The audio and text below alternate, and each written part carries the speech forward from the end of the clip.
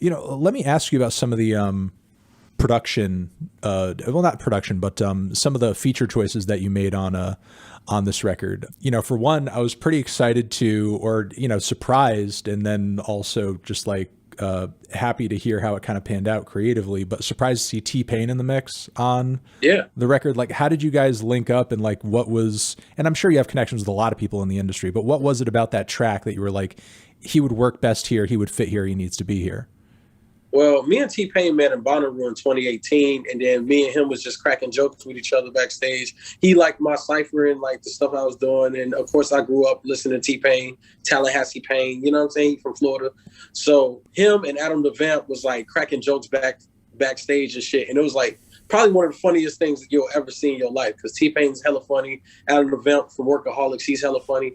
So it was just cool talking about, you know what I'm saying, just cool just seeing them talk about people at the festival. T-Pain goes on stage, he performs right after me. We just linked up from there. And then we just been cool ever since. Then when I got him on Troubles, I didn't initially want him on Troubles at first. What happened was I sent them 2 songs. I sent them Worst Come to Worst and Troubles in 2020. This is when the album was in its pre-stages, and I just wanted some feedback on what he thought.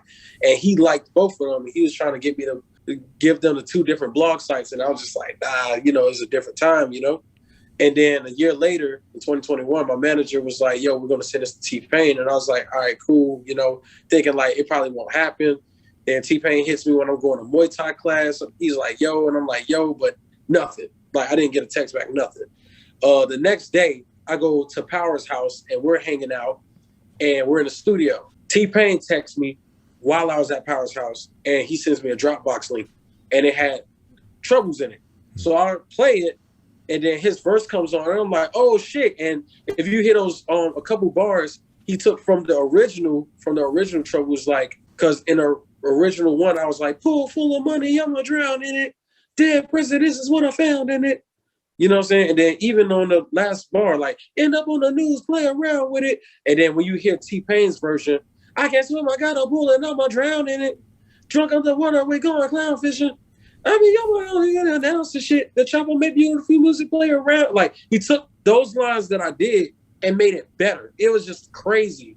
And I got self-conscious. I was like, damn, should I redo my verse? And then everybody's like, no, that's how the song's supposed to be. So I'm like, all right, maybe I am self-conscious. Plus I have a whole album of me just rapping, just going off. So It's cool. Right. And that's how that happened. Okay. Thank you. I also wanted to ask you about, Ain't No Way. I mean, considering like how many people you bring into that track, it's just like such a massive experience. To tell you the truth, that song wasn't even supposed to be on this project, but it fit the project so much, it had to be on the project. And the way that track came about was I went to the studio for a Josiah session because my homie Sean K told me to come through, and Josiah was, recording there, and he was hanging out there. So I'm like, all right, cool. I go in a room, they're working on the song, which will eventually become Art of War.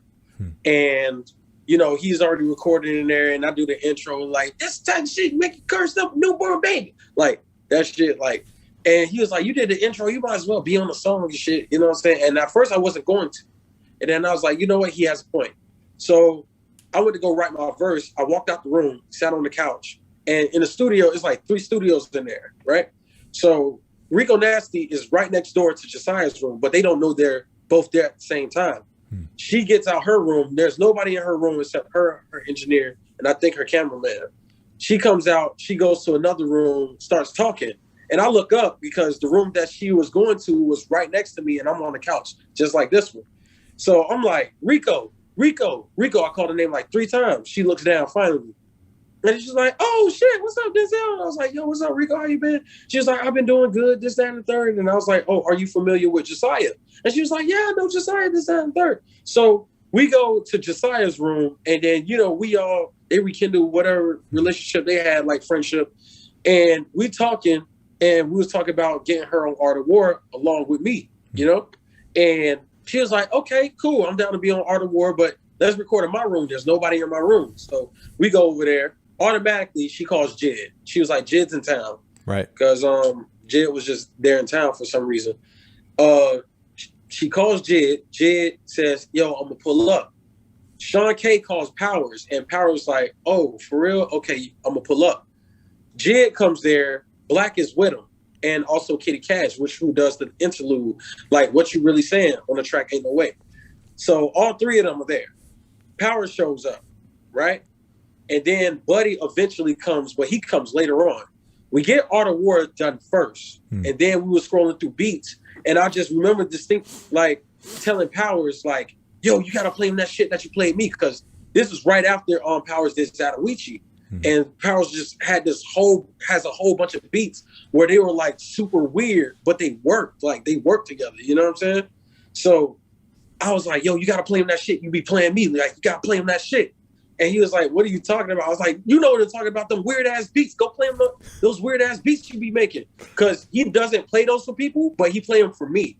And cause everybody likes the simple shit. Me, I was like, no, give me up the weirdest beats you got. You know what I'm saying?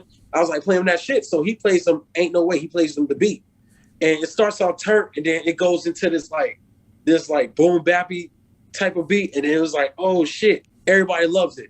Everybody starts freestyling. Josiah starts jumping on the couch. He was like, ain't no way, ain't no way, ain't no way. So he's just like, so Jid was like, yo, you need to go lay that down. So he goes in the studio, lay down the Ain't No Way part, tells Rico start writing.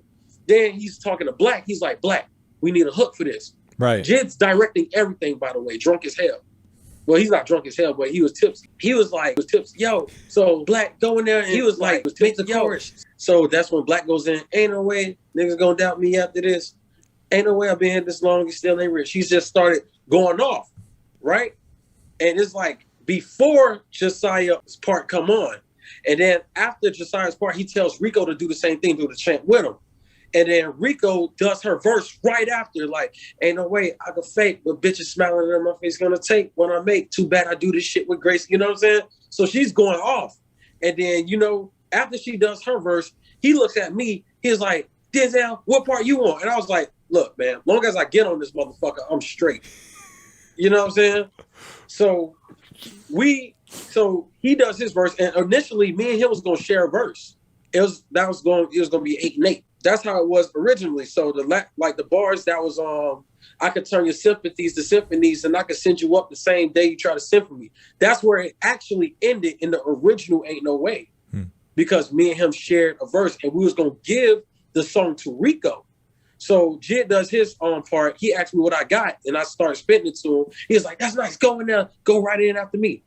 And then Buddy shows up. Buddy starts singing on the ending. Buddy started singing in Jid's part. They were singing together, like him, Black, Jid. They were singing together in that one little part. And that's how Ain't No Way turned out. When Rico decided not to get Ain't No Way, not to have Ain't No Way, the second option was Powers. We're going to give it to Powers now, give it for his project. But I think Powers couldn't clear everybody. So the last resort was me. I ended up getting the track. We go to Electric Lady because a lot of the album was inspired by Soul Aquarium stuff. And I was so animated. Like, if I was going to do anything at any outside studio, then where I was recording at, it has to be Electric Lady. It has to, all that energy has to go. All the energy that Erykah Badu, Common, the Roots, and just, D'Angelo, all of them, what they was making there, that energy had to be on my record. I was not having it. I was just like, we got to do this at Electric Lady. If we're going to mix this album, mix it at Electric Lady. That's the place I wanted to be mixed at, And then we get there, me and Robert Glass were already working together, right? They was like, yo, you got to add more to your verse since we're going to use it for the album. So I was like, all right, cool. And then I just started adding more to my verse, like, niggas be getting famous off of infamy. Infiltrate the industry when using them like the right and hit. At first, they used to fight the shit, So I started writing, and then I recorded it there. So that's where I finished my verse. I finished that little part at Electric Lady, and then Robert came in and started playing keys on the second part, and that's how Ain't No Way was born. Holy shit.